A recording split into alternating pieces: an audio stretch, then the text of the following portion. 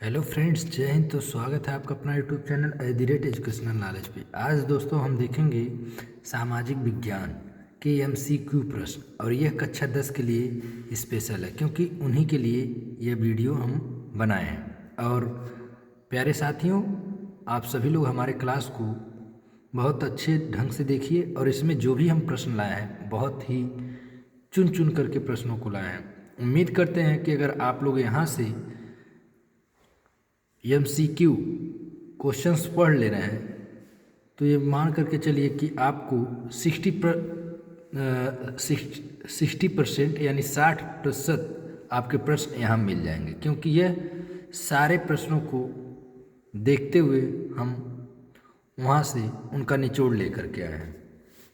तो चलिए शुरू करते हैं। 1848 की फ्रांसीसी राज्य क्रांति के फलस्वरूप हुआ था किसके गणतंत्र की स्थापना? क्या हुआ था 1848 के तहत गणतंत्र की स्थापना? महामंदी का प्रारंभ किस वर्ष हुआ था? 19 अक्टूबर 1929 ईस्वी में। देखिए, आपको जब भी एग्जाम में जाएंगे तो यहाँ प्रश्न के 4 विकल्प मिलेंगे। हम 4 विकल्प न ला करके एक ही विकल्प लाए हैं, वह भी उसका आंसर। तो आप यहाँ से आसानी से याद कर सकते हैं। वंदे मातरम गीत के लेखक कौन था या कौन थे? बंकिम चंद्र चटर्जी। यानी यहाँ देखिए, कभी चटर्जी देगा, कहीं कहीं आपको चट्टोपाध्याय भी मिल जाता है।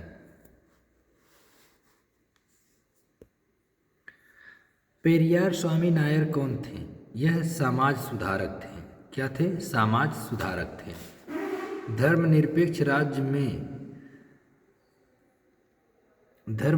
राज्य में क्या होता है? सभी धर्मों का समझना या सभी धर्मों का पालन करना।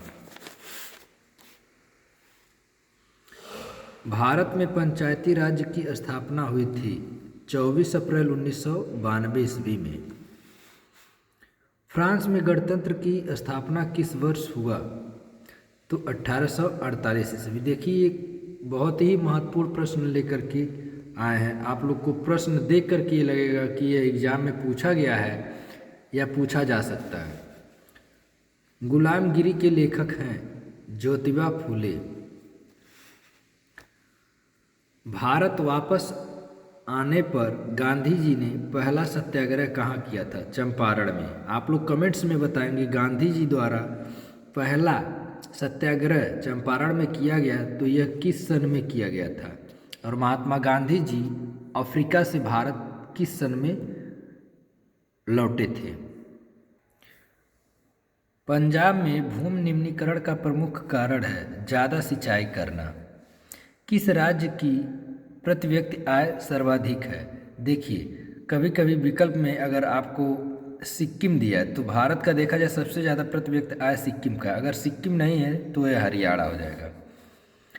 संविधान की 8वीं अनुसूची में कितनी भाषाओं को मान्यता दिया गया? 22 भाषाओं को मान्यता दिया गया है। यंग इटली सोसाइटी का संस्थापक कौन था? ज्यूसेप्पे मैथ्सनी। फ्रांस की क्रांति कब हुई थी? 5 मई 1789 ईस्वी को। बहुत अच्छे से पढ़ेंगे और आप लोग को बहुत आसानी से याद हो जाएगा, क्योंकि ये हम पहले भी क्लासों में आप लोग को कुछ प्रश्न यहाँ से हम पढ़ा चुके हैं। भारतीय राष्ट्रीय कांग्रेस की स्थापना हुई कब? 1885 में। यह भारत का प्रथम राष्ट्रीय कांग्रेस पार्टी बना और आगे चल करके ही राजनैतिक पार्टी बन गया। बहुजन समाज पार्टी के संस्थापक कौन थे? काशीराम।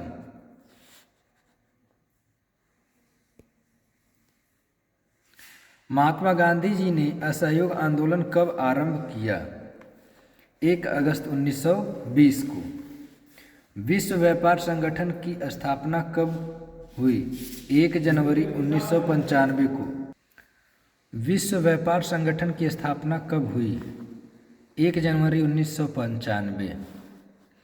परंपरागत ऊर्जा का स्रोत है, देखिए, कोयला, पेट्रोलियम, जीवाश्म ईंधन। प्राकृतिक गैस।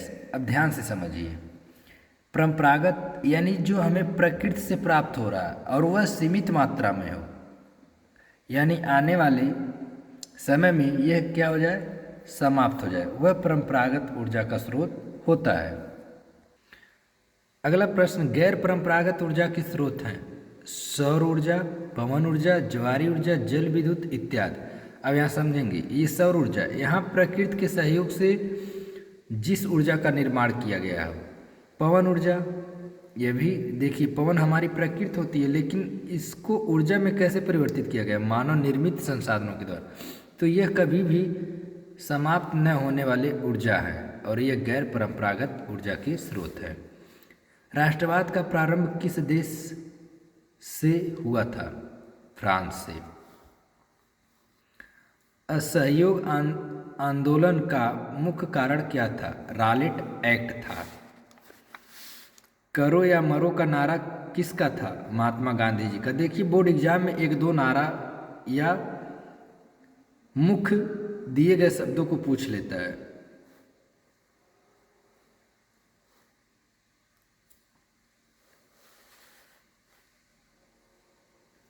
भारत में कुल कितने संघीय राज्य हैं? 28 राज्य हैं।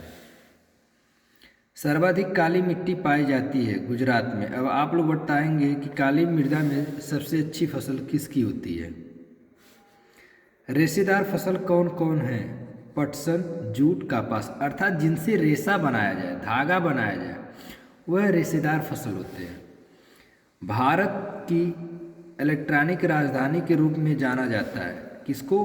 बेंगलुरु को। बहुत अच्छे से आप लोग प्रश्न को देखिए। मुद्रा का निर्गमन किसके द्वारा किया जाता है? भारतीय रिजर्व बैंक द्वारा, जिन्हें आप RBI reserve bank of India कहते हैं। यानी भारत का जो मुद्रा का निर्गमन होता है, यानी निगरानी होता है, छपाई होता है, वो सारा कौन करता है? भारतीय रिजर्व बैंक करता है। उम्मीद करते हैं ये सारे प्रश्न आप लोग को समझ में आ रहे होंगे और जो भी प्रश्न लाए गए हैं बहुत ही चुन करके लाया गया है। विदेशी व्यापार किनके मध्य होता है? दो देशों के बीच में विदेशी व्यापार होता है। कौन सा बंदरगाह देश के पूर्वी तट पर स्थित है? ध्यान से समझिएगा, विशाखापट्टनम। 4 ऑप्शन मिलेगा, तो विशाखापट्टनम आंध्र प्रदेश, मैप में देखेंगे पूरब दिशा में, तो यह विशाखापट्टनम आपका पूर्वी तट पर है। लेकिन पश्चिमी तट पे कौन है? कांडला। ये कहाँ है? गुजरात में। कोच्चि कहाँ है? केरल में, ये भी पश्चिम में। मुंबई महाराष्ट्र, ये भी पश्चिम में। तो इसको बड़े ध्यान से समझ लीजिएगा आप लोग। सूती कपड़ा मिल की रूपरेखा किसने रखी? रिचर्ड आर्कराइट ने। बेल्जियम में सामुदायिक सरकार का चुनाव कौन कराता है? सभी भाषाओं को बोलने वाले लोग। प्राथमिक क्षेत्र का क्रियाकलाप है। प्राथमिक यानी कृषि, जो प्रकृति में पैदा होता है वह सारा प्राथमिक क्षेत्र के अंतर्गत आता है। कहीं कृषि के अंतर्गत गेहूँ पूछ ले, आलू पूछ ले, वो सब प्राथमिक में आते हैं। लेकिन वहीं अगर बात करें आलू से चिप्स बनाना या गेहूँ से आटा बनाना, तो वो सब द्वितीय क्षेत्र के अंतर्गत आते हैं। भूक्षरण से क्या तात्पर्य है? भूमि का अनुपजाऊ होना, यानी भूक्षरण हो जाना। संघ सूची के विषय हैं कौन कौन? देखिए ध्यान से। रक्षा, विदेश मामले, युद्ध और शांति, रेल और डाक, मुद्रा, बैंकिंग, परमाणु शक्ति, विदेशीकरण, नागरिकता, विदेशियों का आना जाना और बंदरगाह, ये सब संघ सूची यानी केंद्र सरकार की निगरानी में होता है। राज्य सूची के विषय क्या है? ध्यान से सब देख लीजिएगा, क्योंकि यह बोर्ड एग्जाम को टारगेट करके ही बनाया गया है और इन प्रश्नों को लाया गया है। पुलिस, सार्वजनिक स्वास्थ्य, वन, कृषि, पशुपालन, सड़क, यात्री कर, ये सब किस सूची में आते हैं? राज्य सूची के विषय में आते हैं। समवर्ती सूची के विषय हैं, यानी जो समवर्ती सूची में रखा गया है: शिक्षा, वन्य जीवों और पक्षियों का संरक्षण, न्याय का प्रशासन, विवाह, गोद लेना, उत्तराधिकार मिलना, ये सब किस सूची के अंतर्गत आता है? समवर्ती सूची के अंतर्गत। तो देखिए ये सब बहुत ही इम्पोर्टेंट है, इसको बहुत अच्छे से देखिए आप लोग। भारत का संविधान है विस्तृत और लिखित। आज का हमारा ये 40 प्रश्न कैसा लगा आप लोग कमेंट सेक्शन में कमेंट्स जरूर करें, और अगर हमारे चैनल पर नए हैं तो इस चैनल को सब्सक्राइब जरूर करें, क्योंकि आने वाले समय में सामाजिक विज्ञान से जो भी हमारे बोर्ड परीक्षा में पूछा गया प्रश्न है या आने की संभावना है, हम उन प्रश्नों के साथ क्लास को लेकर के आते रहेंगे। और लाइक शेयर करना आप लोग ना भूलें। धन्यवाद।